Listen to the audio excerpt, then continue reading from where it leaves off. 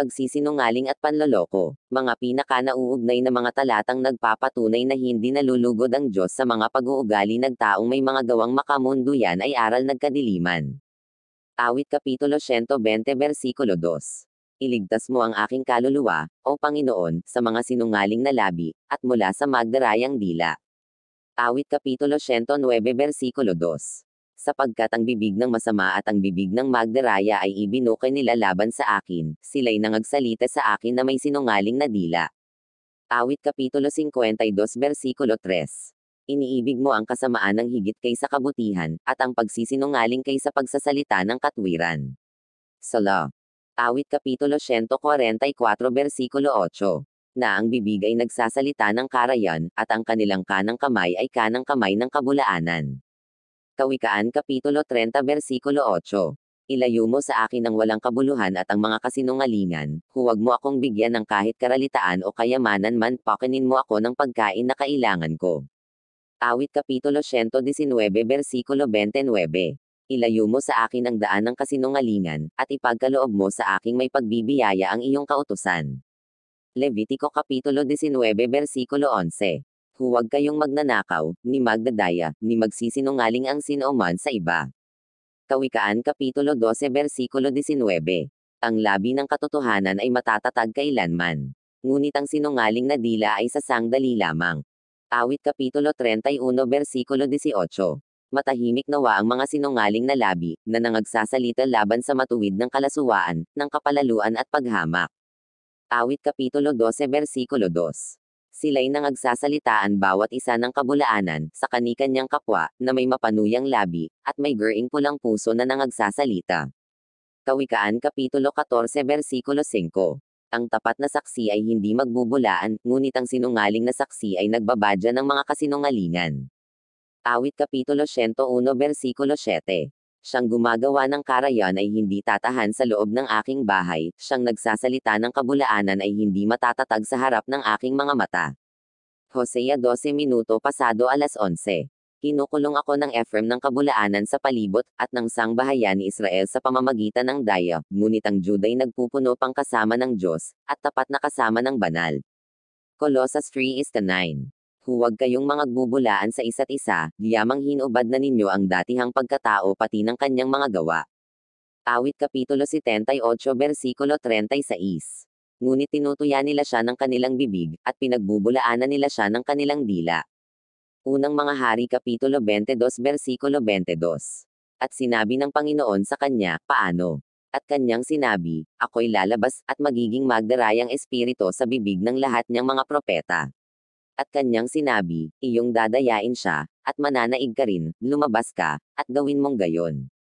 Awit Kapitulo 55 versikulo 11. Kasamaan ay nasa gitna ni Yaon, ang pagpighati at pagdaraya ay hindi humihiwalay sa kanyang mga lansangan. Kawikaan Kapitulo 26 versikulo 28. Ang sinungaling na dila ay nagtatanim sa mga sinaktan niya, at ang bibig ng kunwang mapagpuri ay gumagawa ng kapahamakan. Juan Kapitulo 8 versikulo 44. Kayo'y sa inyong amang dyablo, at ang mga nais ng inyong ama ang ibig ninyong gawin.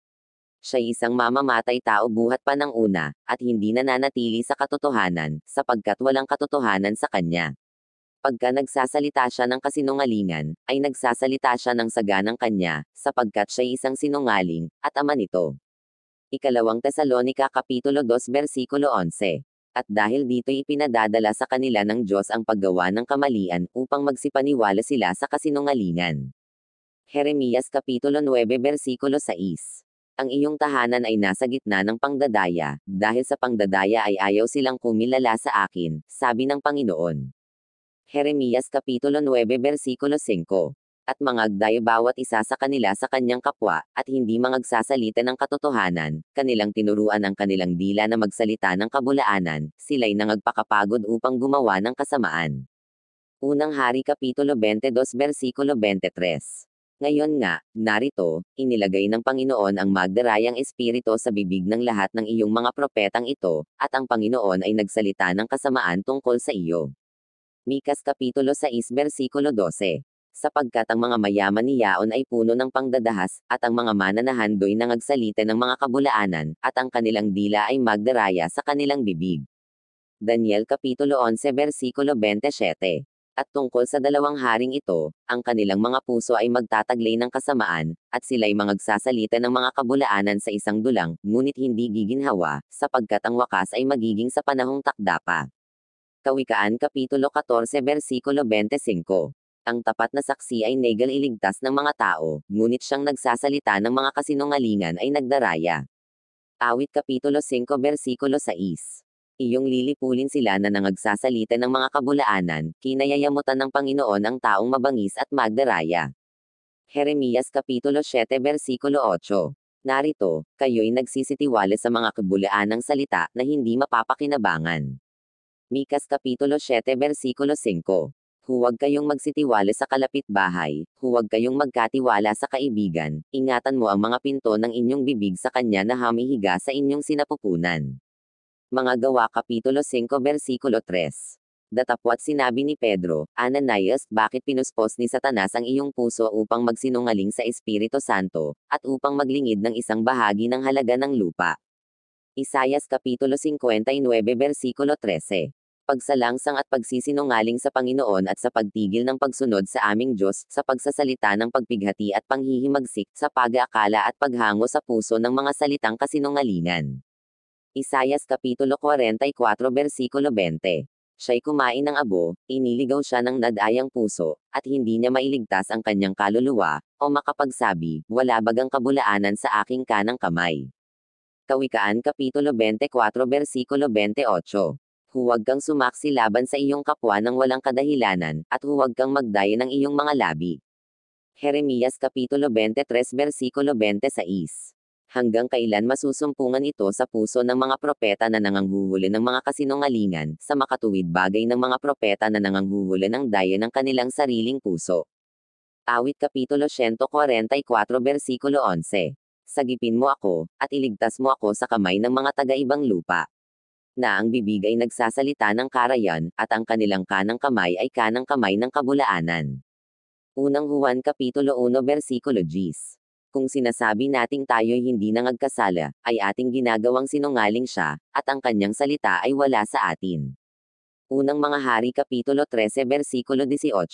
At sinabi niya sa kanya, ako man ay propeta na gaya mo, at isang anghel ay nagsalita sa akin sa pamamagitan ng salita ng Panginoon, na nagsasabi, ibalik mo siya na kasama mo sa iyong bahay, upang siya'y makakain ng tinapay at makainom ng tubig. Ngunit siya'y nagbulaan sa kanya. Unang Juan Kapitulo 1 versikulo 6. Kung sinasabi nating tayo'y may pakikasama sa kanya at nagsisilakad tayo sa kadiliman, ay nangagbubulaan tayo, at hindi tayo nagsisigawa ng katotohanan. Kawikaan Kapitulo 12 versikulo 22. Mga sinungaling na labi ay kasuklam-suklim sa Panginoon, ngunit ang nagsisigawang may katotohanan ay kanyang kaluguran. Unang Pedro Kapitulo 2 versikulo 22. Na siya'y hindi nagkasala, o kinasumpungan man ng daya ang kanyang bibig. Isayas Kapitulo 30 versikulo 9. Sapagkat mapanghimagsik na bayan, mga sinungaling na mga anak na hindi didinig ng kautusan ng Panginoon. Ikaw guys, anong opinyon ninyo? Pa-comment naman kayo dyan. At pa-support naman nag-aking Celso Llorente YouTube channel at papindot na din nag-button bell. At huwag kalimutan mag-subscribe, like, share na di guys. Maraming salamat po. God bless you all.